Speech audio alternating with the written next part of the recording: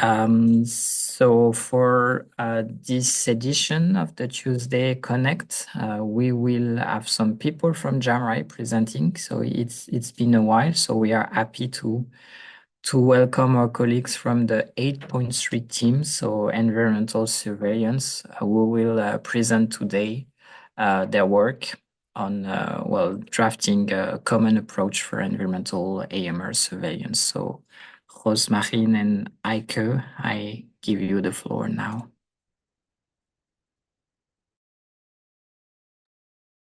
Yes, thank you, Johan. Well, you will be giving the floor to 4 of us, but I will start. I hope you can see my screen. Yes, perfectly. Yeah, so today we will talk about our activities for environmental surveillance of AMR. My name is Roosmarijn Luiken, and others that will speak are Thibault and Heike and Louise, and Christoph is listening in. So what are we going to do today? You're going to hear an update from this group of people, and it's not only us as task leaders, but it's a very big group of people from 16 countries involved in building environmental surveillance of AMR. We will share some of our methods and activities that have been taking place in the last 1.5 years. We show you several results from this journey, and we will share with you a product, and that's our common approach. And that's pretty exciting that this is fresh. We just finalized it last week.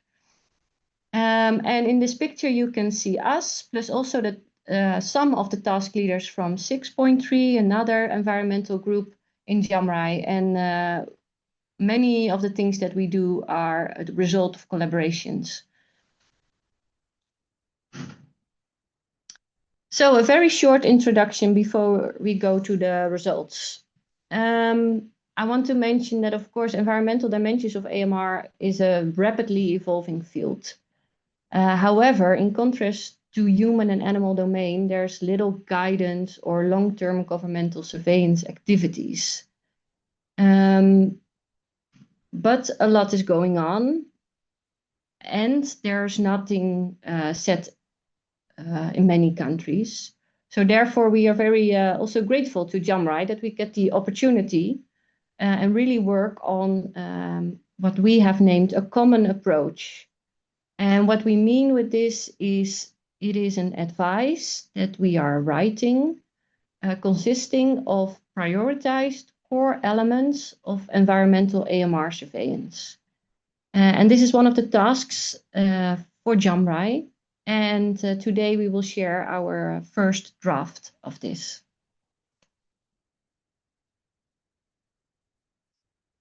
The environment is a broad field, so environmental AMR surveillance is not one thing. And that's what we discussed over the last 2 years. But I want to share that within JAMRAI, we mainly focus on water, the compartment water and the compartment soil, and less on air.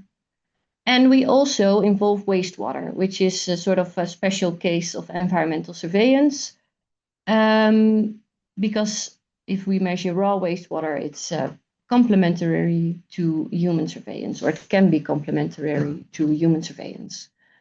And a side note is that, of course, from 2028, I think it will be a mandatory surveillance. And this is written down in the Urban Wastewater Treatment Directive. Our wastewater activities we do in collaboration with a big joint action, EU-WISH. And it's not just us, we have many background documents, and several are mentioned here that we that help us guide in this process from the UN, from projects like IONET, WHO. Yeah, so this is a very short introduction, and we chose for today not to elaborate a lot on all the aspects of AMR in the environment, but directly go to our activities, what we have done to develop this common approach for environmental AMR surveillance.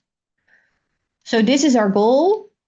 And while doing this, as I said, the environment is a big field, and surveillance is also a big field. There are many objectives you can have for surveillance. AMR is also a big field, so there's also many targets. So in our process, it's important to mention that we discussed and prioritized which surveillance objectives are most important, which compartment, for example, surface water or soils are most important or should be prioritized, and which AMR targets, cultural bacteria or resistance genes. So on all these levels, we have many decisions, or many decisions can be made. How did we do that? We had several activities to come to this first advice that we will show. We had 2 questionnaires, one on what existing surveillance activities are currently going on in our member countries, and one on, we asked experts, what would your preferred options for future surveillance be? And Thibault will share results from these results in a minute. We also, of course, within our group, we did similar prioritization exercises. So with all the expertise in our group, what would be a prioritized objective or compartment or indicator? And the finalization of the general guidance, we discussed the outcomes of the questionnaires and the prioritization within this group. And I think that's, we already did it a little bit, but it's starting now a lot, communicate our results and our ideas with a broader audience and different stakeholders. And I think also this Tuesday Connect today is one of these activities. And we start within JAMRAI, but this audience will become broader and broader, and it will help us sharpen our advice. So I give the word to Thibault. And Thibault, please say when I have to click to the next. Okay. Thank you, Roosmarijn. Yeah, you can. So now I'll present a glimpse of the result from the survey analysis.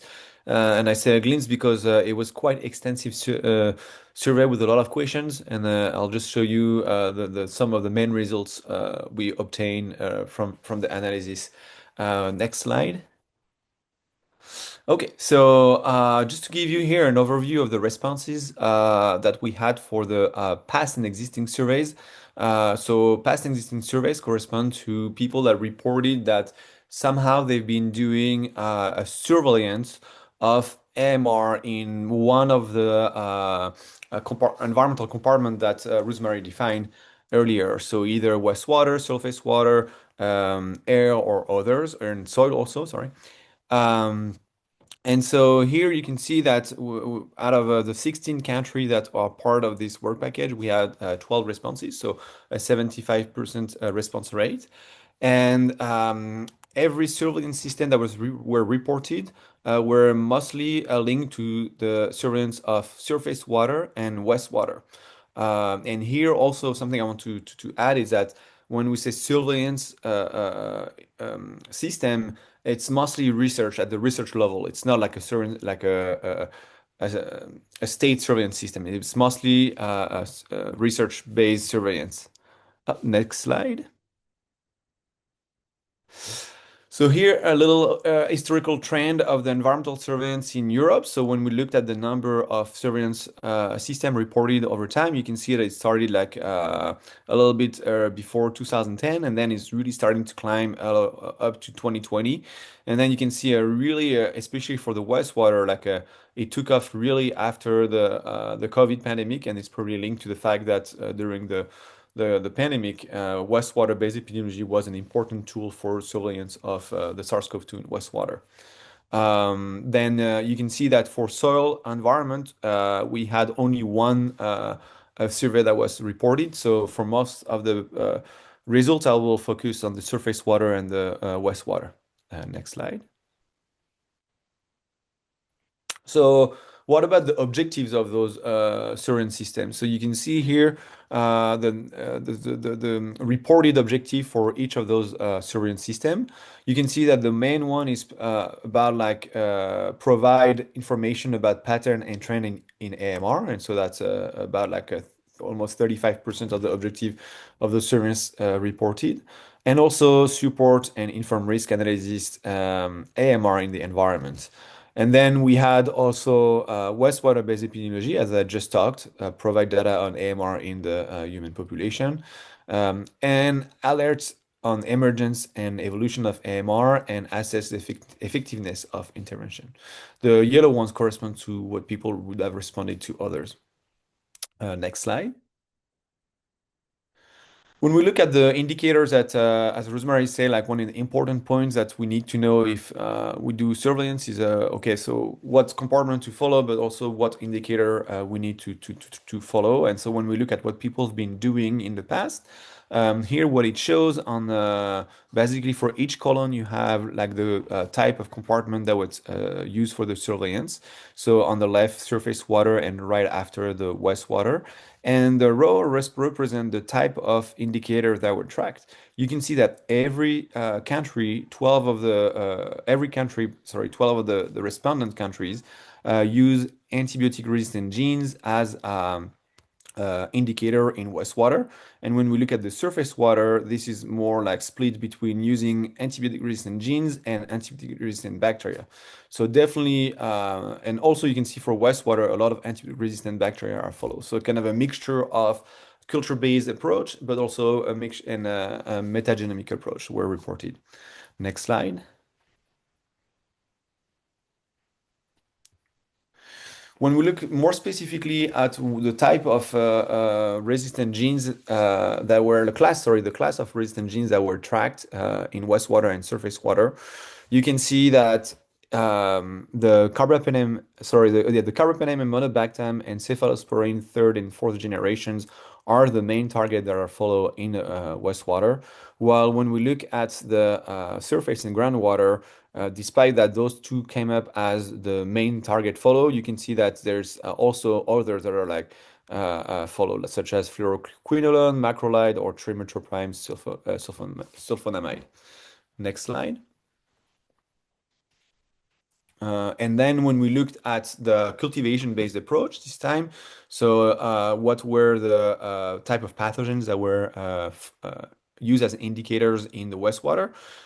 And surface groundwater, you can see that Enterobacterales carbapenem resistant and Enterobacterales third generation cephalosporin resistance were also the main targets in wastewater. And similarly as for the RRGs, we had a much more mixed, much more broad, we'll say, diversity of targets that were tracked, such as the Enterobacterales carbapenem resistance, but also Pseudomonas aeruginosa, or Enterobacterium, sorry, facetium, etc., or Eboman even. Next slide.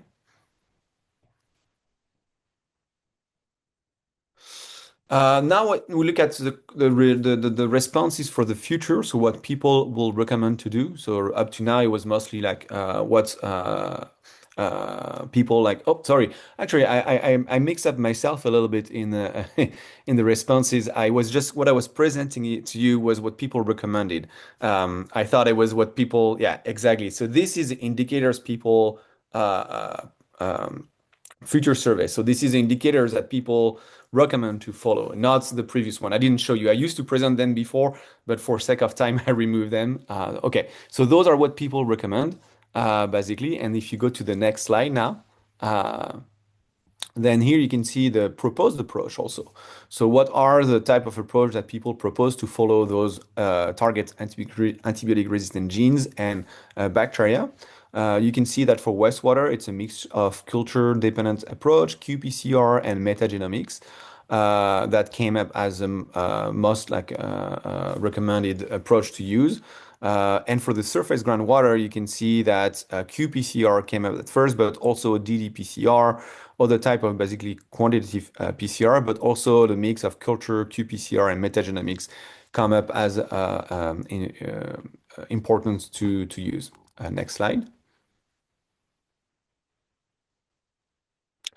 So just to finish now, what was interesting, like on those survey analyses, and as I say, I cannot present everything. There was a lot of interesting results. Is that we identified a few gaps. One of them is the soil surveillance. We had a very few soil surveillance reported, as I said, just like one or two that were reported in the past and present survey.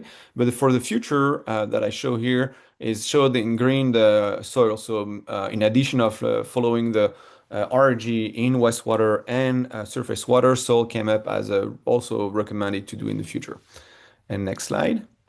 And the other gap that we identify is the fungus surveillance. We had question about fungus surveillance, and what we observe is that, for example, when we ask people what type of fungus you think we should track in the environment, most people say, I don't know or prefer not to answer. And so that's kind of show us that we have kind of a lack of knowledge of really what type of fungus.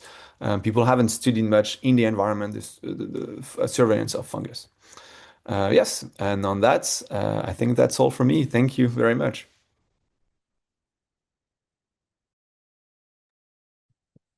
Yeah, then I'm going to present the next part, the part on prioritization exercises. And I would first like to start with some introduction in how we conducted these based on what kind of information and how.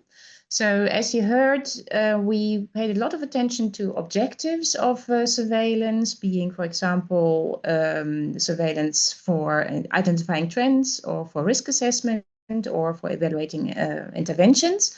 And we try to couple those objectives to specific environmental compartments because these cannot stand alone. These are relevant in different compartments to a different extent. So therefore, we try to identify couples of those. And to identify the objectives per se, we first took the quadripartite upcoming guidance on integrated surveillance, a document that will be published very soon by the WHO, VOA, FAO, and UNEP, and that contains very similar objectives of surveillance. Then we also enriched those with our own thoughts in addition to relevant literature in that field. And we also based those on information we had from the questionnaire and also from a questionnaire of wish. So this is how we consolidated these objectives and supplied them with sub-objectives. And these are the objectives again. You've heard them also in what Thibault has showing. So from determining trends in the environment or humans, determining emerging forms or mechanisms of AMR, determining the efficiency of interventions, or generating data contributing in the end to risk assessment. Then, once a priority couple of objectives and compartment has been identified, only then can a suitable indicator be chosen. Because again, that depends on certain characteristics of those indicators, and the relevant characteristics were loosely taken from the WHO guidance on multi-targeted wastewater-based surveillance. And we took possibilities, different options from both WHO priority pollutants and also priority pathogens, and also WHO pathogens that are under surveillance in the individual countries. And then we enriched those with genetic targets, DNA-based targets for example, qPCR, as these are often analyzed in environmental surveillance. Time-wise, that took us more than half a year maybe in total with setting everything up. So we had our first joint group prioritization in March, and that was conducted together with participants from WISH. Then we split up again as we discovered that WISH is focused on wastewater, but also JAMRAI has a very focused task on environmental surveillance, which is of less relevance to WISH. So we had some prioritization exercises in May and June for JAMRAI. Then we also profited from a large international conference, Water Micro 25 in June, in which we had a workshop on the same prioritization exercise. And then after having heard all the options, we came forward with an approach that we then consolidated in two activities. First within WISH at the workshop in September, which was entirely devoted to selection of targets for wastewater-based surveillance of different pathogens and pollutants, among them being AMR. And then also in a Madrid workshop of JAMRAI, in which all the environmental work packages 6.3, 7.3, and 8.3 met in September. So, and just to give some kind of data that is in parts very similar to what Thibault has presented, but not in all cases. So in the first JAMRAI EU WISH workshop, the prioritized objective compartment combinations consisted of determining trends of AMR in humans and raw wastewater. And again, the second objective also addressed raw wastewater, namely determining emerging forms or mechanisms of AMR. And the indicators chosen most, this from a Mentimeter exercise we conducted at that time, were carbapenem-resistant Enterobacteriales and E. coli, as well as carbapenem resistance genes. And there was a quite strong favor for metagenomic analysis as the one indicator highlighting which emerging mechanisms of AMR might be found. We there also discussed that this procedure was indeed deemed very helpful, but improvements were needed. And that was mainly due to the last bullet, because while we were heeding for environmental surveillance, actually we had prioritized raw wastewater. So we discovered that maybe we have to focus on environmental surveillance next to beyond raw wastewater as a separate question. And that is what we then did in the upcoming exercises. Nevertheless, for raw wastewater, there was a very broad agreement that surveillance should address trends and emerging AMR, and also a broad agreement on carbapenem-resistant and third-generation cephalosporin-resistant Enterobacteriales, as well as metagenomic analysis. In the next JAMRAI workshops, we therefore specifically addressed environmental surveillance apart from a site to wastewater-based surveillance.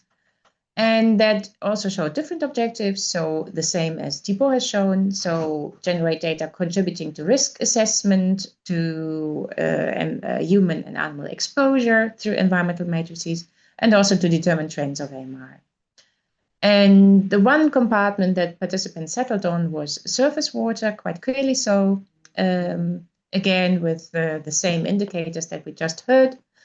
And for raw wastewater, the determination of AMR trends was chosen as suboptimal.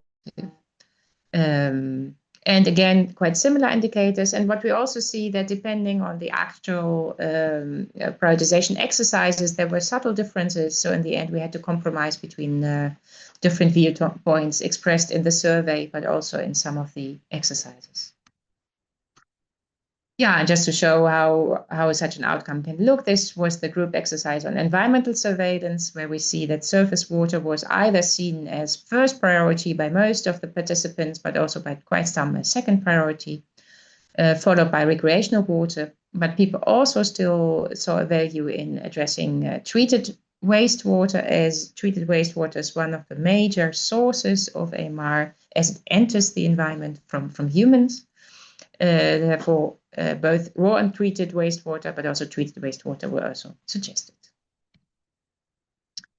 And last outcome slide for the environmental surveillance, we see actually that, again, the third generation cephalosporin-resistant Enterobacteriales, as well as the carbapenem-resistant Enterobacteriales were seen as most important for studying trends and risk assessment, but we also see quite a large number of participants who answered, I don't know. And that shows that many of the background of people in these exercises also matters a lot for identifying certain indicators. And that is also relevant, for example, for fungi, because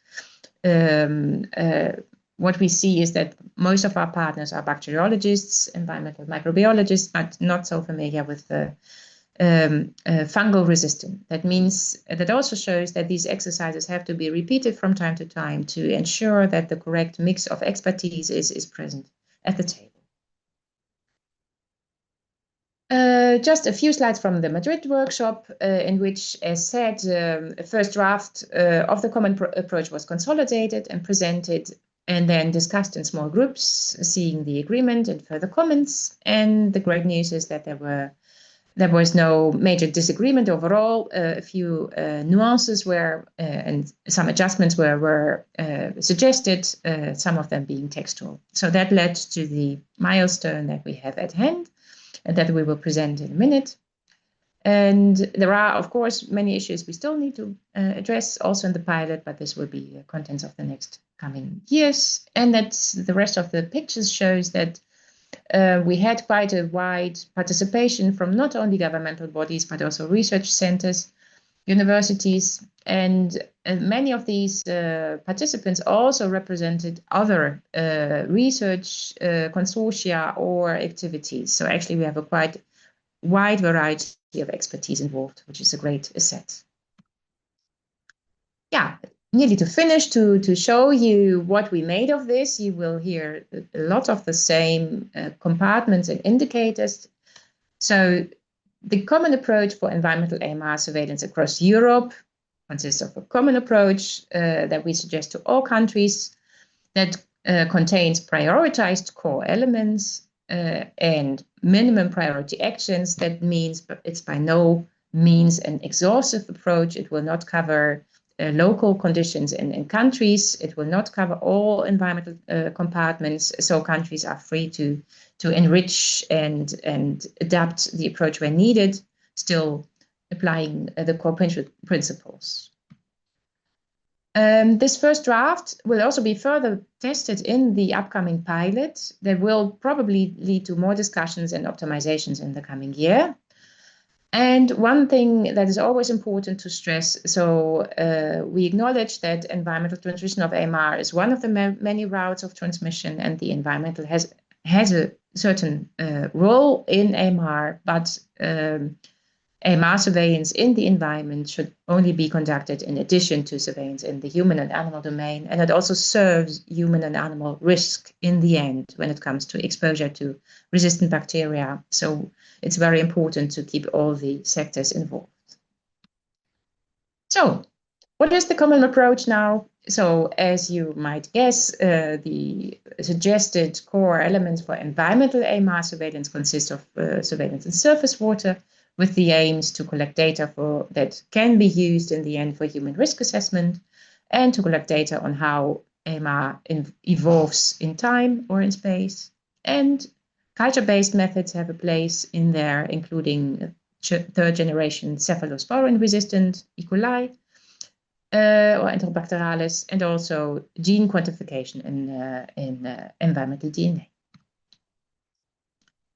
With respect to raw wastewater, the second case we addressed, goals here would be to determine trends in the human community, but also detect emerging forms or mechanisms of AMR. And again, that can be partly based on culture-based methods, then focusing on carbapenem producing Enterobacteriales, and also on genes that could be either resistance genes, or metagenomics might also have a place in here. We suggest also to analyze treated wastewater next to raw wastewater, with the goals to determine how efficient wastewater treatment is, and also to establish how much AMR is discharged to the wider environment. This should be done by a common indicator that is measured both in raw wastewater and surface water, such as third-generation cephalosporin-resistant E. coli, for example. And then there are many other possible compartments: soil, crops, vegetables, wildlife, that might also be addressed, but that at the moment are not yet within the core common approach. This is Luis. Yes, so in order to make the best of these different activities and to be fully inclusive and have sustainability in the long term, we want to accept any suggestion from external stakeholders, especially those outside the environments on human and animal health. So I guess you have to continue clicking. Yeah, so we want to present here a very short survey that takes maximum 10 minutes. And there is a summary of the common approach in the survey, and then you can decide. There's a series of questions, but most of them are towards the idea of how do you think these conclusions in the common approach will benefit your health domain. So you can choose of the across the options given, but you can also give your free answer. So yeah, you have the link and the QR code in the next slide.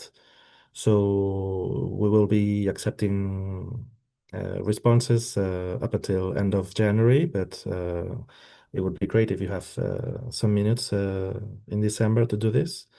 And yeah, this will be a series of first consultation steps. If you go to the next slide. With several stakeholders, and this input will be very beneficial for us to decide what to do in the pilot, since not all of the ideas gathered in the common approach will be performed at the end. So there will be some flexibility, but we have defined some minimum core elements. So in order for this to happen, we appreciate very much your responses in this survey.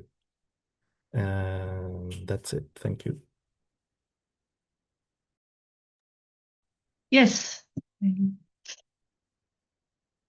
Thank you to all my co-task leaders for presenting. Just some last words. This is a lot of information, and we are also pretty proud that we now come to a first conclusion, and we look forward to all conversations we will have within JAMRAI and beyond. And indeed test certain parts of this core element in a pilot. And that's also very exciting that we hope we can start a pilot in 2026 in 16 countries. And also keep on building bridges between networks and also initiatives EU-wide, but also within the countries, because a lot, as I started this presentation with, there's a lot going on concerning the environmental dimensions of AMR. And of course, then it's extra great if you see this picture here that just last week the EEA presented a news item with also an advice that surface water surveillance of AMR will be of added value to our activities. So that's great that we can work together and we can build on each other's work. And I hope we have some time for questions. And thank you all for listening to our story journey. Thank you all for this good example of teamwork. So yes, we do have time for question. So if you have question, please raise your hand. Yes, Marie-Cécile. I think. No, it's just clapping. Sorry. So, well, why people are thinking maybe I can start. So first of all, few thoughts about this presentation. So congratulations for this work because, well, I think it's hard when it comes to AMR surveillance in the environment because environment is so broad that you can basically hear anything behind environment. And I would like to acknowledge you for well, this approach where you coupled well, the objective of surveillance with specific compartment and indicators, and I think it's a great approach. And I would also like to acknowledge you for well, cooperating with a lot of external stakeholders on this and sharing also the burden and the responsibilities between initiatives. So congratulations for that. Yes, Camila? Thank you. Yes. Hi, thank you for a great presentation. I'm Camilla Holtmøller. I'm the liaison from Denmark. And I'm not really used to talking so much about surveillance and wastewater.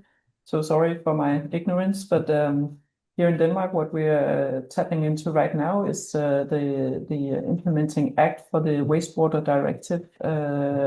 And we have been trying to get some influence in the negotiations that is related to the discussions about the implementing act, which is quite difficult, it turns out. But we know that there was a meeting last week where they discussed some of this, amongst others, the JRC report, which just is in a draft right now. And from what we understood, there are some discussions whether I think they suggest qPCR methods, and I understand that there is some discussions whether this is the correct method. I'm just curious, how do you tap into that discussion? Do you have any influence on that work? Where is JAMRAI in relation to this ongoing work? Yeah. Yeah, indeed, we try to provide as much information as possible into this process, and at times that was difficult because we were just a bit beyond, too late to, for example, give our first data in April when it was needed that countries would supply relevant data to JRC in the development of the report. But nevertheless, we have been very closely involved in this report, and we are also within WISH. This is very much coordinated with WISH, the EU Action WISH, in which we try to, because they were a bit quicker, there we were a bit quicker in formulating very similar recommendations on deciding on objectives and indicators together. And that was published and sent deliberately to JRC during the development of the report. And we also try to coordinate at least scientists from all the networks we are involved in, that in case they are involved in their national activities as well, because that is where the decisions are now being taken, as you say, from the national representatives. So in case there's anybody who thinks they would like to be involved in the process but don't know how, then please approach us for more information on what we know about the state of this. But basically, as you say, it's now in the hands of negotiation of the member states with their respective representatives. So we try to feed in as much as we can. And this is a very quick process.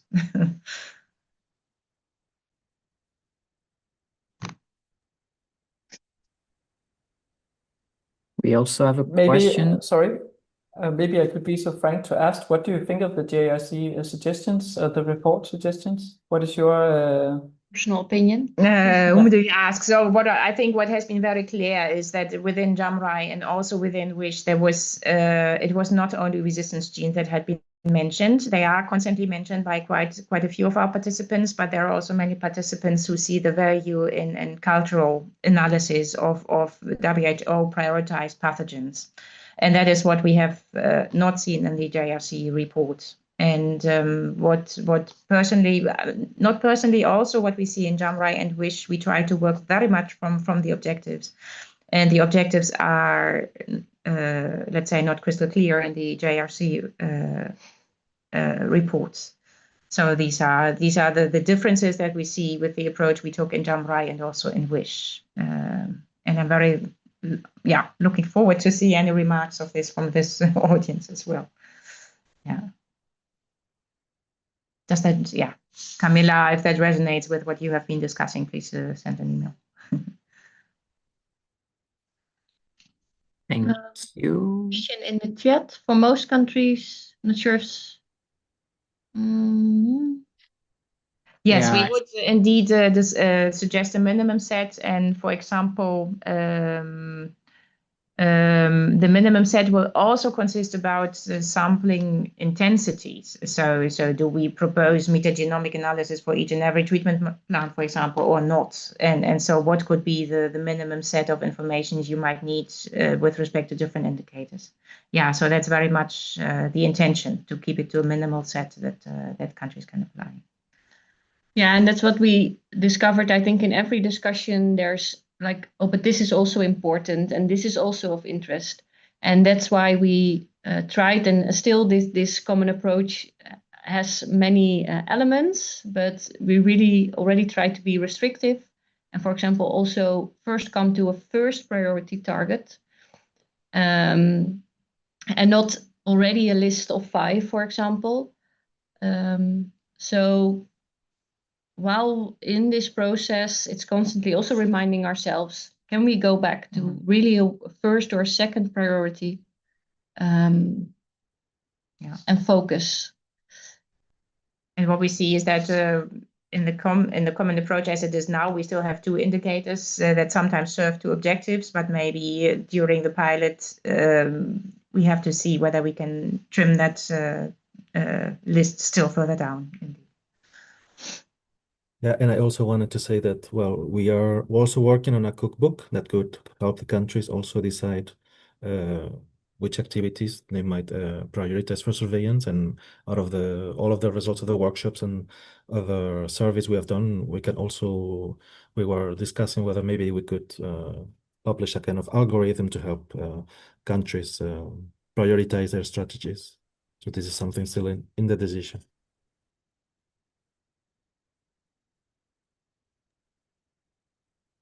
And if Thank you. there's no further questions, I just want to ask one more time the attention for the survey.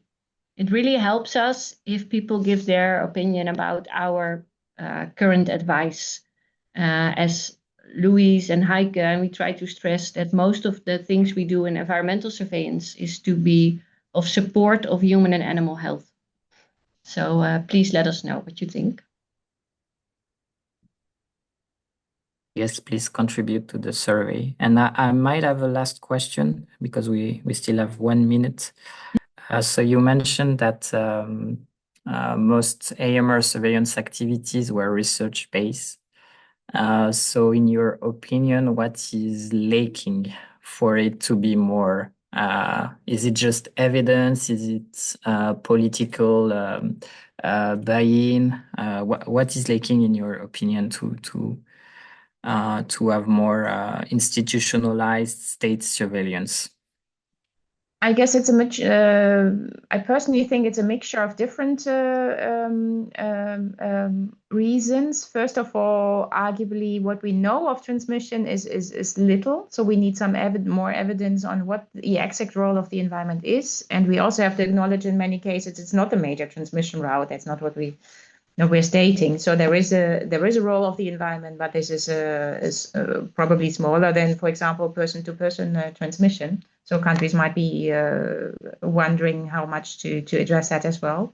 And the last thing which is also important is that in many countries, the expertise on environmental microbiology is separate in a different institution or a different department from the departments conducting human and animal surveillance. So actually, it's also a new group of stakeholders that has to be included, which arguably might take quite some time in countries to come to a true One Health coordinated approach towards environmental AMR surveillance. Yeah, and to add to that, I think sometimes we forget for how long activities on human surveillance, for example, are already going on. So, and the environment is starting now for, well, also already many years, but many years in research. And I think we are starting to make this bridge to policy. But I'm not sure if you can compare it, but maybe we have to go back 40 years or more if we want to compare it to the human domain. So give it time, I think, as well, to gather more evidence, but also to have, if you want evidence, you need to gather data. So we also need to start gathering data. And I think that's very important. And I hopefully there's some political will for that as well. So I guess we are looking forward to the pilots now to provide those data and evidence. So one more time, thank you for presenting this morning. So I just have one last slide to share. Well, thank you for joining and see you next time.